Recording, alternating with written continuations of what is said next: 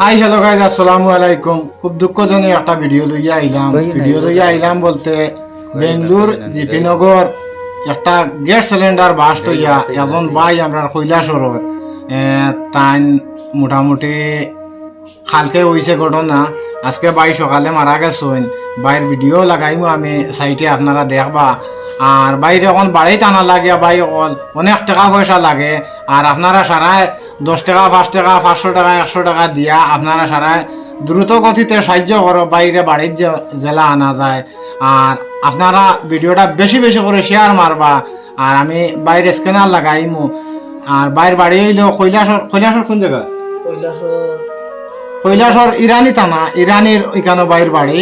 তে বাইর বাড়ি কৈলাসর ইরানির তাই বেঙ্গলোর জিপিনগর কাম করতা, মনে করো হোটেলও কাম করতা। যে হোটেল থাকি তান গ্যাস সিলিন্ডার বাস্ট হইয়া মোটামুটি বেদরক অবস্থা বাইর। আপনারা দেখাইমু ভিডিওর মাঝে।